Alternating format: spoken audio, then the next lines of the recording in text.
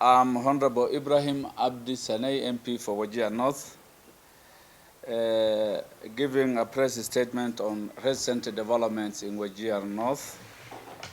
On 20th of this month, two people were abducted by the names Ahmed Omar Mohamed and Mohamed Ali Mohamed, who is under 18, a minor. And on 22nd, Dado Abdinur Mohamed was killed in cold blood in the wee hours of the night, and Isa Bulle Mohamed was equally abducted. So as we speak, 3 people have been abducted and 1 killed. Government officers in civilian have been roaming my constituency the last 1 week using 3 vehicles, and they are the ones behind these criminal activities. Criminals are everywhere. I have no problems in the apprehension of criminals, but there are procedures and laws in handling criminals. They should be apprehended. Ours is not a failed government. Kenya is a stable government, and its laws are not in a state of latency. It is in operation 24/7. The police cannot be everything unto themselves. It is interesting that the local police service are as ignorant as the people. They are equally wondering, or they are wondering on what is happening. I've been talking to the local commanders. They are ignorant, but it is the same government agencies in civilian doing this to citizens. Article 25 of our Constitution is very clear that any Kenyan who is suspected of anything has inherent rights, rights that cannot be diminished at any one time. The right not to be tortured in the hands of any government officer or agency, not to be subjected to any kind of inhumane punishment. These are guaranteed rights that cannot be limited at all. The right to a fair trial.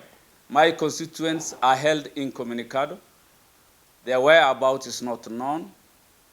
Their relatives are in grief. Actually, they are being tortured, moved about, and their presence not known to us. So my concern is, why not follow the law? Why not follow the procedures? I belong to a government that has promised there shall never be any extrajudicial killings or abductions. Why should it happen at this level? Comparatively, it is better to have a floating body on River Yala than not finding your next of kin who has just disappeared. At least on River Yala, you can get the body and bury. What we are trying to witness is disappearances, cruel punishments. And I don't know why the law can't be followed. Should they be criminals? We have no problem. They should be taken to courts and be taken through the criminal justice system. If this goes on, we will radicalize communities. We have community structures. I come from Wajir North that was always at the forefront in fighting Al-Shabaab. Communities themselves, up in arms, fighting the terrorists. If this shall not be stopped, if this shall continue, if the rights of these Kenyans shall be held in abeyance like that and justice shall not be done, I have a fear that community structures shall equally collapse and terrorists shall have a field day in northern Kenya. I'm equally perturbed that KPR have been disarmed in northern Kenya, in Wajir County. 395 guns have been collected. These were the same people engaging Al-Shabaab and other terrorist elements. I can't see why, after we have made some breakthrough in fighting Al-Shabaab, KPR is disarmed. KPR is disarmed, and officers in civilian are roaming about, just behaving like Al-Shabaab. So we are citizens to a state that is trying to abduct, torture, and criminalize citizens. So my appeal is that the government to change strategy. They should not appear as combatants with its citizens.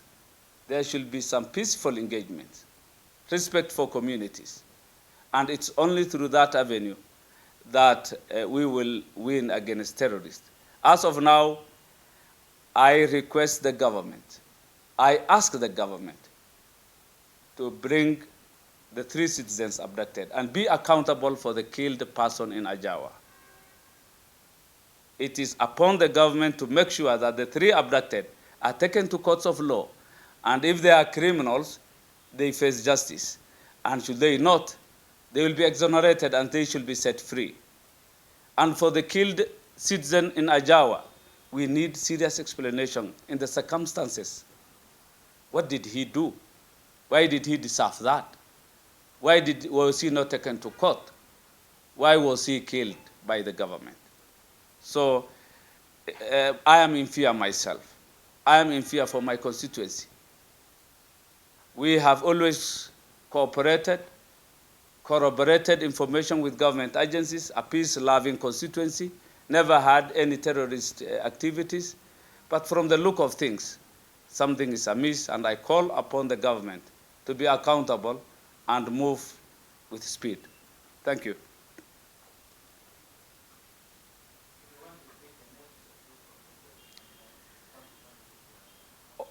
On 20th August, 3 vehicles waylaid 2 of my constituents who were traveling to Bute at the junction normally called Bamba on Danaba Gurar Bute Road.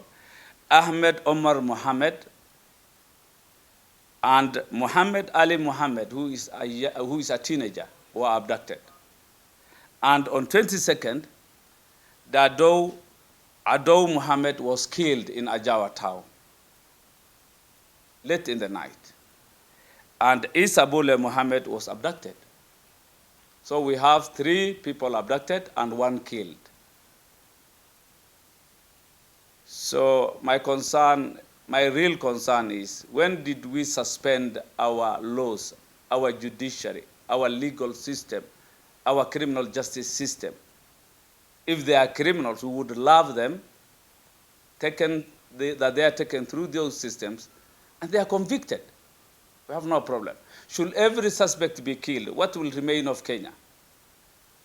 If every suspect is killed, and they innocent until proven otherwise, that is the concern. Why should my constituency be killed? I would prefer and be happy if they are tried and convicted thereafter if evidence is adduced for whatever they have done. Thank you.